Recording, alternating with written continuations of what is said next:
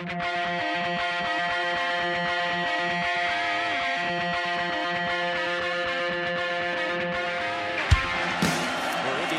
first down and 10 at their own 10-yard line. And Tevin Coleman with some running room. Tevin Coleman down the sideline. Coleman, one man to beat. Tevin Coleman's going to go 90 yards, and Indiana takes the lead. Randall L. scrambles, thought about the pitch, keeps it himself down the sidelines. He could go. Antoine Randall L. touchdown. To the end zone, that's hauled in with one hand by McCulley. Touchdown, Indiana. Welcome to episode 210 of the podcast you clicked on, so you know it's Who's Your Happy Hour. I am your host, Michael Bragg. No Brandon today. And if you are following a pattern, you know that today is the Purdue preview in August. And who better to have other than Brandon for the Purdue preview than producer Seth. Seth, what's up? All right, I'm going to do the thing that he always does to me, and I'm going to dog him and say that he's too afraid to come out here and face me. He's afraid of what all them Boilermakers got. You know, he can't come back against the facts that I'm getting ready to spit at him. No, this is a crapshoot, man. There is just to get this off the top of the head, I think the theme has been most of this preseason is this team is like all these teams are a cluster of random players that they've pulled from all over various teams of different countries or of different conferences. And you have no idea how the hell they're going to shake out when the season actually starts. Of all the teams like that, yeah. Purdue is like the most grab bag of teams. Purdue is, and I mean this, you know that I'm not usually one to like come out and do like what Brandon does to Purdue on this pod, but they're garbage. They're terrible. There's nobody on their roster who's worth a shit. Oh my God. Look at that Yenzer. Yeah, I had a hard time with this one. I'll make it go down smooth. I'll give you I could figure out the 4 and 5 or 4.5 over under pretty easy. Well, the schedule. I did not look at their schedule. I didn't look at their schedule. I didn't look at their schedule, but I'm just saying based off the players outside of a few. There's a few that you can get excited about if they're healthy and yes. It's all right. Well, we'll talk about it. And guys, you're tuning into a special double episode for Patreon members. That is, we will have a season prediction podcast for the entire season, including player awards, some fun over-under stuff. That's going to release for Patreon members the same day today as this podcast does for everybody else. The season prediction people, for the people, and by the way, Patreon, $3 a month. You're going to get some cool stuff as the season goes on, some live reactions, I'm sure, from me or Brandon after games, maybe even some stuff out there in the tailgating lots. Some real cool stuff, as I said. I mean, we're gonna do it good. And again, $3 a month, you can sign up for it. I might even put it in the tweet that goes out that preps out peeps out the podcast episode. Check it out. If it's good for you, you can do it. You can always stop whatever you want. You can get that episode immediately. If not, it will be out on Monday for everybody else. So there you go. All right. Again, last time I'm going to have to do this in the preseason. Here's a quick show rundown. We're going to do a little bit of news around the program. There's some stuff, of course. We'll probably have a bunch of stuff that comes out tomorrow because we're recording tonight, which is what happens. And then we'll do the schedule preview of the game, which is game 12 against Purdue at home. And then we'll have a Seth sack, which, that's it. No randos. And then we'll finish. And then, as I said, for Patreon members, you'll have a double episode. You can jump right from this one to season predictions and get your full fix. Everybody else, you got to wait till Monday. So, okay, let's get into it. News around the program. Let's start with what dropped the day after we recorded last week. That's right guard Nick Kidwell, the transfer from James Madison. I think he's in his 7th year, out for the season with another injury. Now, he's had a couple injuries, Seth, if I'm not mistaken, in his career. I might be one of the few people that doesn't want to jump off a ledge with this news.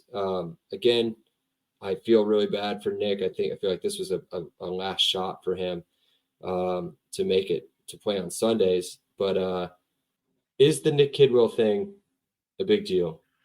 Yes or no? It's just short. You don't have to spend a ton of time on it. Short, big deal. Yes or no? Yeah, only because it slows down the development of the offense. He's been the cog. He has changed somebody it's going to be tough. Yeah. Okay. So here's why I'm not, I'm going to spend about 15 more seconds on this. Nick Kidwell, probably a good piece. We haven't seen him, right? He's played 30 some odd games in his career, right? And he's, as I said, this is year 7. So say he's played 6 years. He should have had 72 games, 72 starts if he played from a freshman year, that's a lot. If you're playing from a freshman, which most people don't, but even from his sophomore year, it's 60 games. He's played 30 in a handful. I'm not saying he's not a great player or a good player. I think we've got pieces that we can step in, and we'll see and we've got somebody there that can do it in Coach Bob. So let's move on. Happier stuff, I think. There's a new section going in on the outside of the stadium. I believe it's outside of the south end zone. There's going to be an area called the B-Town Tailgate area now, featuring some free as well as ticketed areas, family stuff you can do, some food trucks, I believe, kind of some of the fun stuff outside of the stadium, kind of some kid-friendly things as well. If you just don't want to tailgate in the lot, you can go over there and join some people over there too. So that's really it, man. Fall camp's wrapping up. The highlights look fun, but again, everybody's highlights look fun, I'm sure. So let's keep it rolling.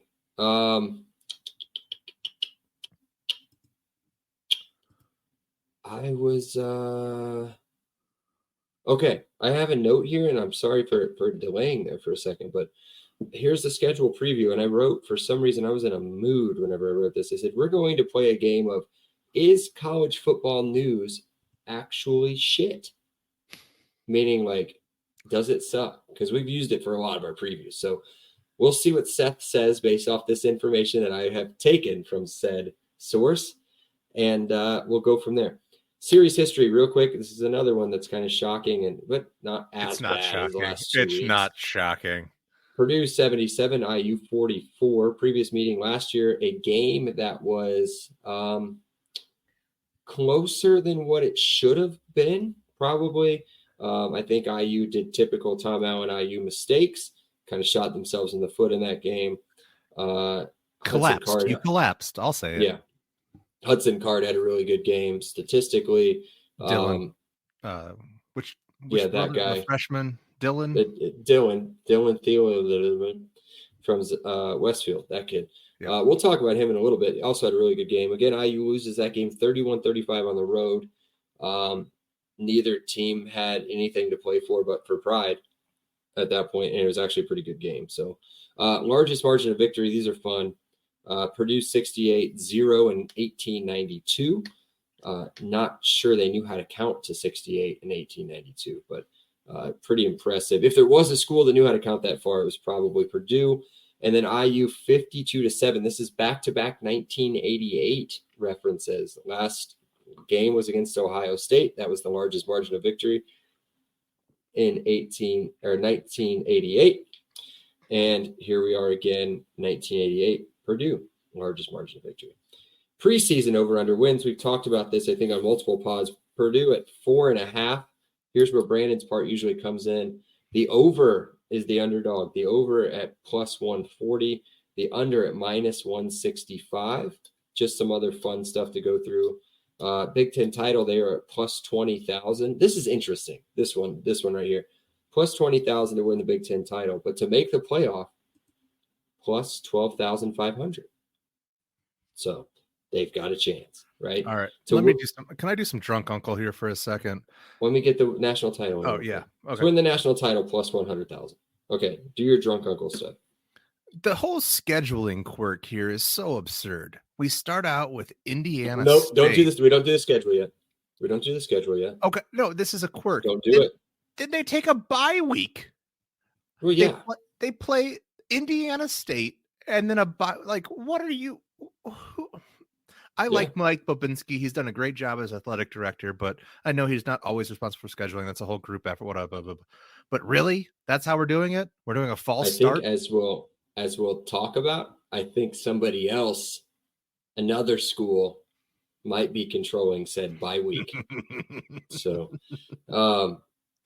head coach Ryan Walters, LOL, going into his second season at 4-8 last season. A lot of hype with a lot of nothing.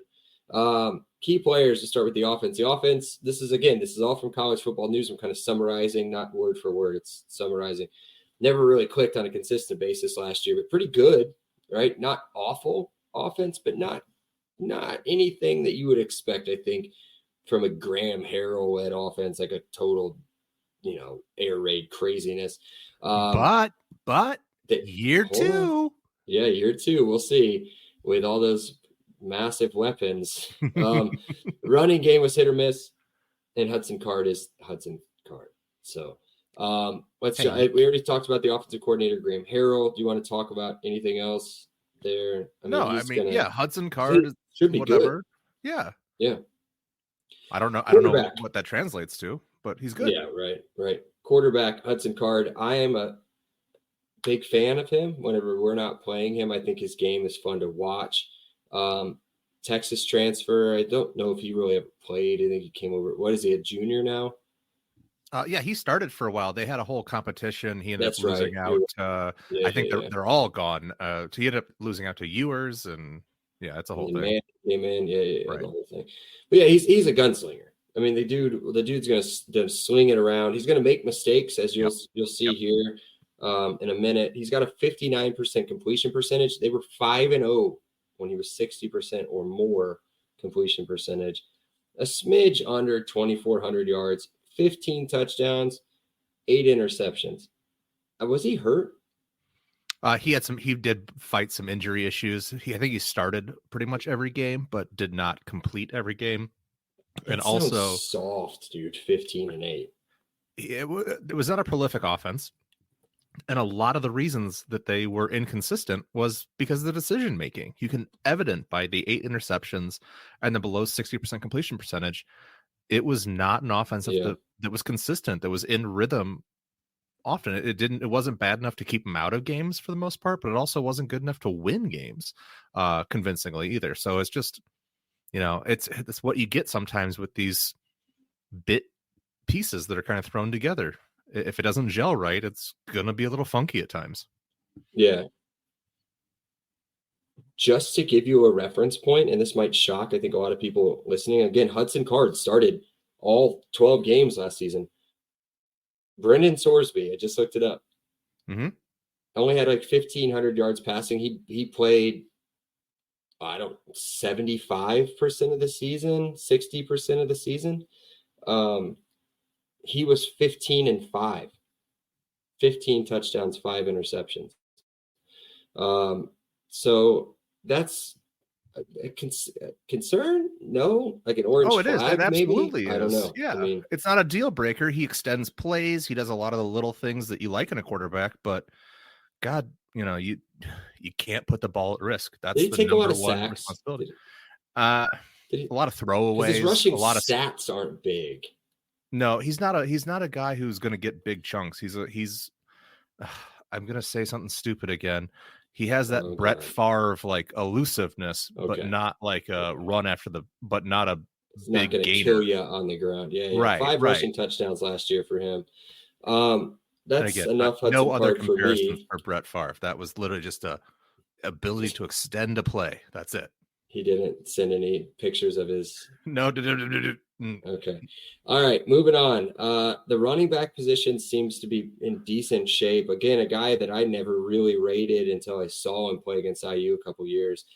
Devin Maccabee, weird body shape for a running back, kind of tall, lanky. Mm-hmm. Yeah. Ran for 807 yards. Again, disappointing. I think from my perspective, 4.7 a carry is decent. 6 touchdowns. Not great last year. I mean, he was very good in 2022, his big breakout season. Now I think he's got some pressure behind him. And Reggie Love III, who's coming over from Illinois, who's played a ton of football. Lots of familiarity with Ryan Walters. Yeah. Him last year, again, I think Illinois split carries a lot last year. They tried so hard to give it to the freshman, and they tried to give it to another guy, and then Reggie eventually regained the position out of default. He's the same thing. 570, 4 touchdowns, 4.9 yards a carry. Again, good average. Yeah. It's a good enough average. You hand it to him 3 times. On average, he's going to get you a first down. Well, Devin Mockabee is all arms and legs as a runner, which is what makes you think he's so weird. And then Reggie Love is the exact opposite. He's all shoulder pads. It is all forward lean. It's all hitting you square. He'll dance a little bit and get around people, but he is looking for contact. He is, not a prototypical power back, but very much acts like one. Between the tackles. Yeah. He can be an RB1 that shades more towards power for sure. Right. Yeah. Here's an area of concern. Ooh. The wide receiver room. Deion Burks is killing us. I mean, that loss to Oklahoma left a gigantic void. Yeah. We can just talk about it now. We don't have to do the overall thing at the end. They've lost their top 4 receivers. Mm-hmm. The top 4 leading ball catchers from last year are gone. And behind them, not a lot. But they did bring in a very highly ranked Georgia transfer and CJ Smith. He's pretty big. True sophomore, 6'3", 190, played sparingly last year. 6 catches, 116 yards, kind of like 1 catch a game kind of thing. Pretty good average per catch. That's it, right? I mean, there's a Stableford or something in there, and there's like a So the name to keep an eye out on is Jamal Erdine. Erdine. He's number, I believe, 7. He was a guy we got from FIU last year. He ended up getting hurt. I think he tore his ACL, missed all of 2023. But he's expected to be a big play explorer. And again, a lot of these guys, I'm looking at the roster. I'm like, hot damn, that was a highly regarded guy who did absolutely nothing his one season at big name school. Oh, this is a guy who was really highly touted and was going to be, supposed to get reps as a freshman, and now as a junior, where is he? We'll talk about a lot of those players on the defense. Right? There's a lot of those players on the defense too.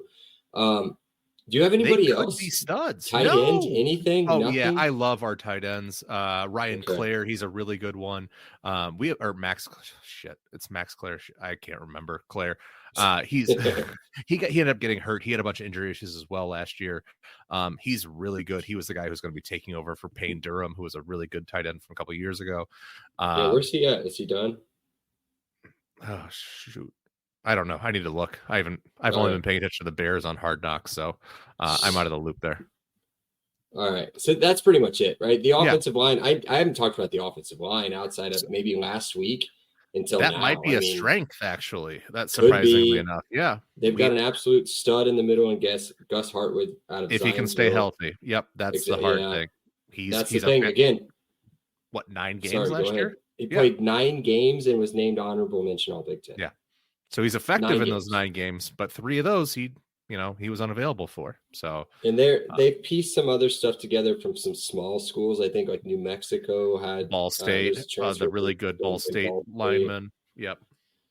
We'll see. I mean, again, I when you were talking about the wide receiver room, I feel like IU got pretty lucky with the ability to bring over almost an entire coaching staff that's familiar with everybody, especially with where we're at now. Because think about Graham Harrell. Graham Harrell, at the end of the season, he lost all 4 of his playmakers outside of his running back.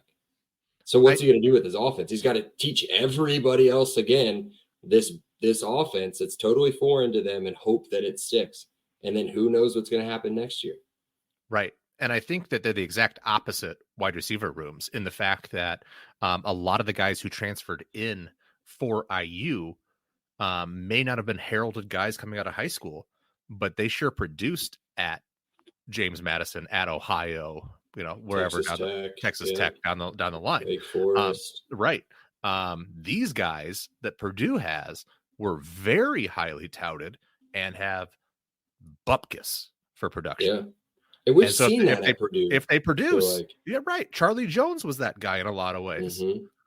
I mean, he wasn't highly touted going to Iowa, but I mean, he was a guy who was kind of a diamond in the rough, just waiting for an opportunity.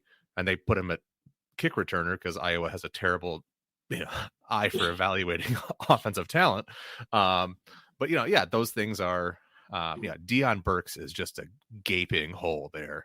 But yeah, he was a good player. They could develop and they could be really good. We just don't know.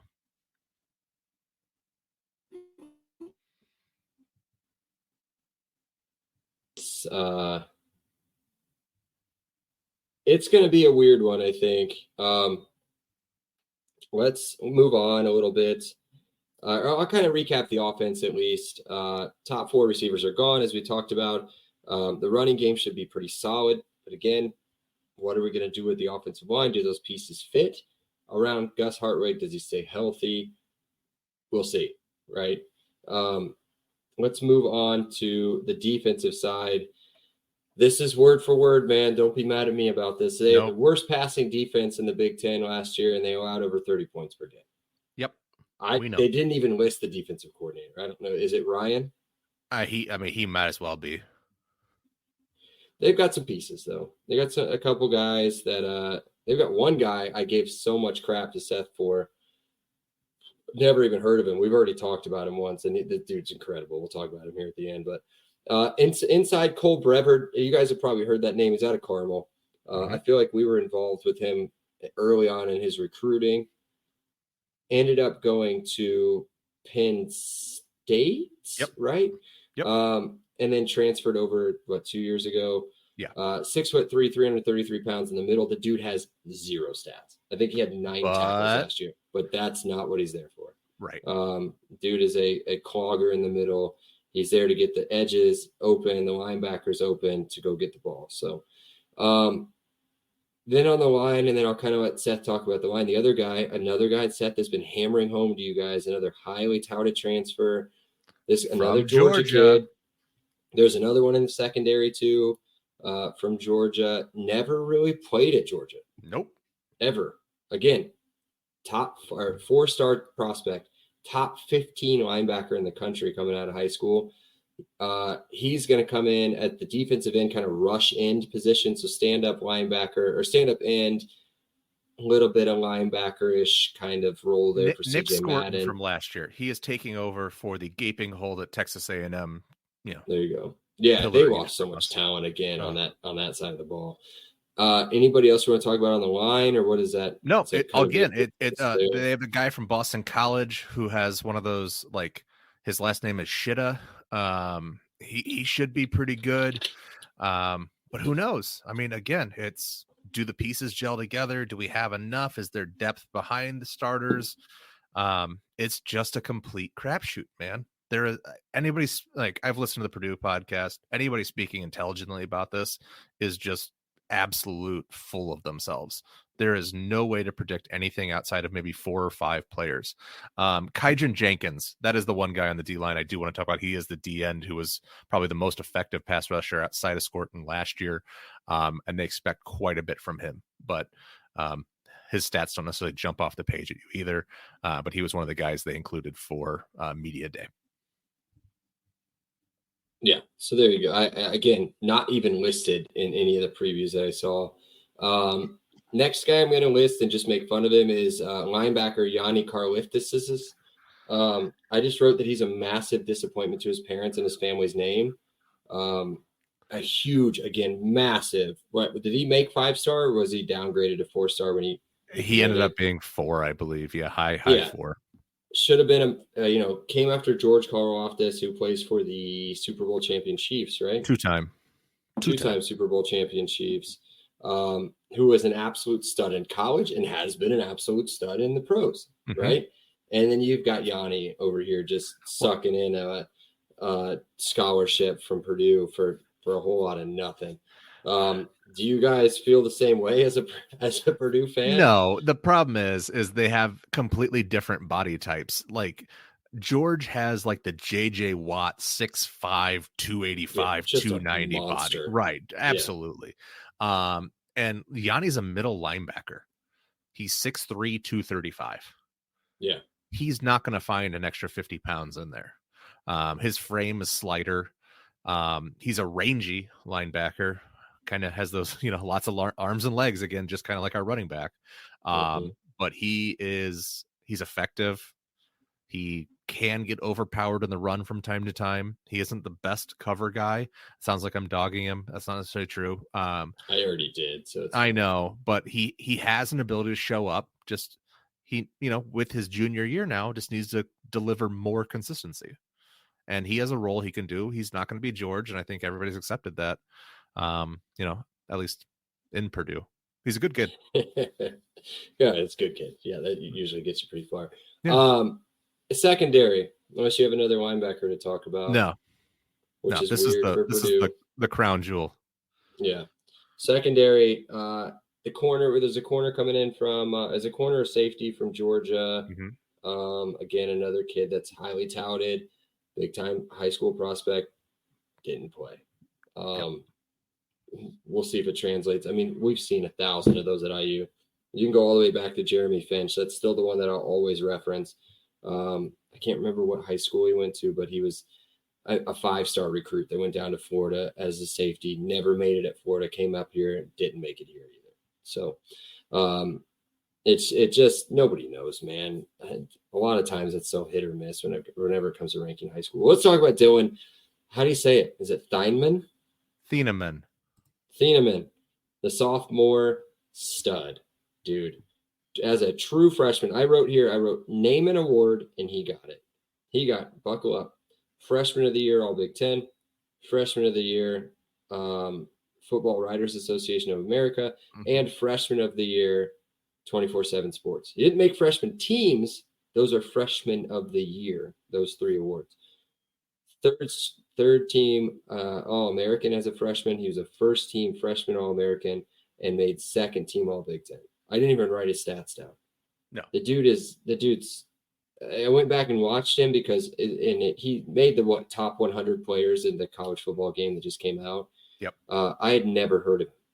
I don't really pay attention to Purdue, so it doesn't matter. But you played this game with me before. He had 2 picks against IU, including the clincher. I mean, you remember. Yeah, I didn't know him. I don't know him. I went back and watched the highlights of the game today. I remember seeing those, but I don't remember him standing out. So, but he's a beast. I'm not trying to poo-poo on him at all, just because I don't remember him. He's a monster. Yeah, he had 74 solo tackles, 2 forced fumbles, 6 INTs. At the safety position. Very good. At 106 total tackles. There you go. All right. Well, I'm going to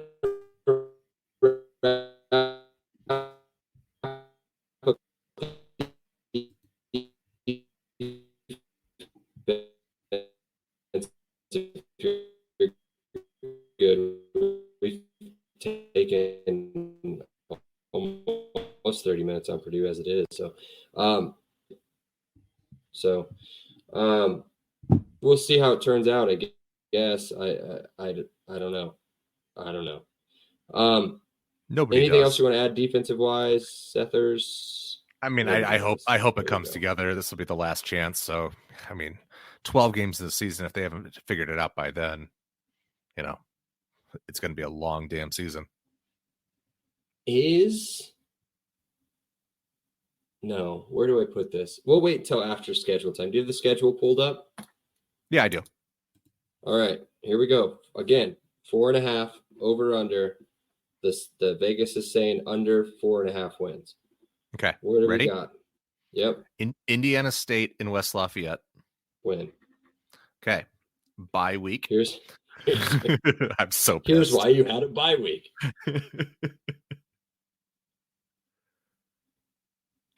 Go ahead. You've got Notre the schedule. Dame. I don't have it. Okay. Yeah. Notre Dame. That's a loss. Yeah. Okay. I'm going to that game. Yeah. 3:30 CBS game. That's going to be a nightmare. It's definitely a loss then. At Oregon State.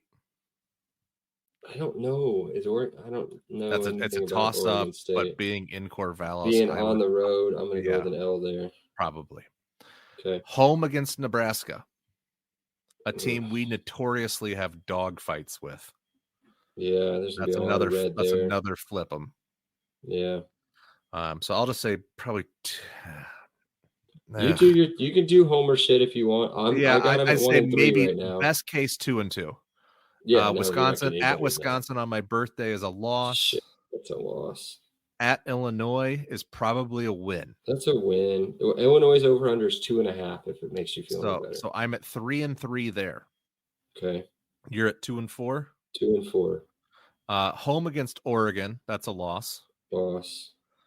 Versus Northwestern, I would put as a win. That's my first 50-50. Yeah, I'm not a big Northwestern guy. You'll see later on the predictions. Brandon likes Northwestern a little bit. I know. 4. So that's 4 and 5, I think. Mm-hmm. Ohio State is a loss. That's a loss. Penn State is a loss. Loss. You're no longer bowl eligible. Okay. At Michigan State is a loss. So I'm at 4 and I'm gonna 7. Give you in there. I'm going to give you a win. And I'm going to give you so an we're L both at 4 and 7 then. Yeah. And then going into IU to make the 4.5. Yeah, I've got you 4 and 8. And I'll go 5 and 7. Okay. I don't think you guys can come in and beat us. Let me homer one time, man. Come on. Homer on something else. Homer on whatever one you took a loss on. So you took a loss at Michigan State. Yeah. Yeah. We always play like dog shit in Michigan. Either school. Michigan's obviously. Yeah, I got it at 4 and 8. Vegas is right of all time. This could be a 3 and 9. It could easily be a 3 and 9. Yep. I don't think it can be worse than a 3 and. I just want to say something. I've got 3 Big Ten wins in here. Yeah. Yeah. I think Oregon State and Nebraska, I think, are the only two that. I don't think Nebraska. I don't know. I think Northwestern could be an L, depending on how they come out.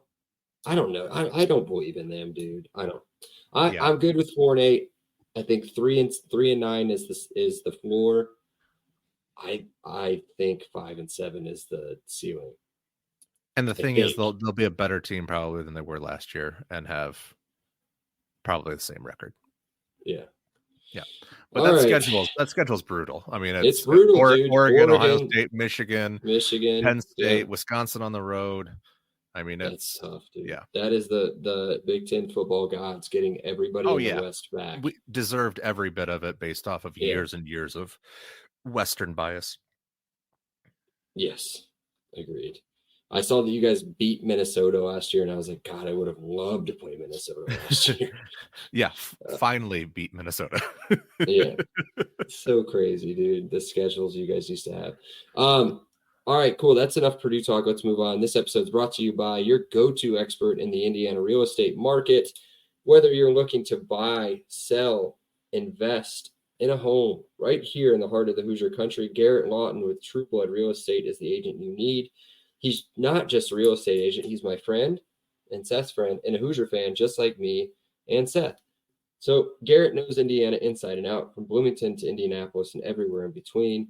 Plus, his personalized service gives the buying and selling process smooth and stress-free. So if you're ready to make the move, give Garrett a call, 317-410-8851, or visit his website at lawton-realty.com. Check it out. What's in your sack, dude? All right. I got a couple things here. So to talk about your belief that I'm an IU fan, I have signed up and I'm bringing my son to go to the FIU-IU football game. So I will be at is that going to be the home opener, season opener? Yes. It's in 10 days. Yeah. So we will be there. So 11 days from now, but 10 days from when it gets dropped out. And the flag football team that my son is playing on, and that I'm assistant coaching on, is Indiana.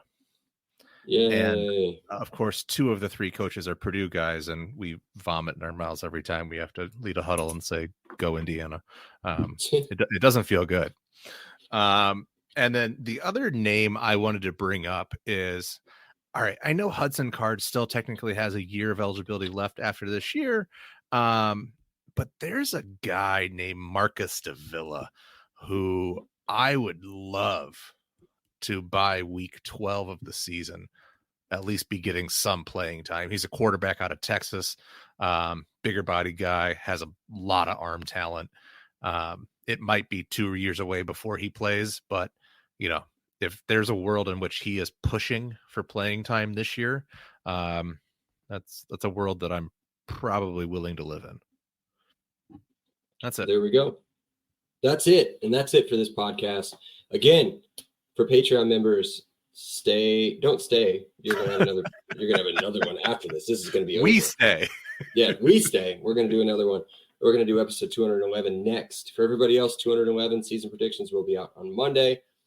Either way, whatever, be sure to check out the pod on Twitter and Instagram at Happy Hour IUFB. Be sure to rate and review and follow on all of our platforms. It costs you nothing to do that. Yeah, that's it. Cheers. Cheers.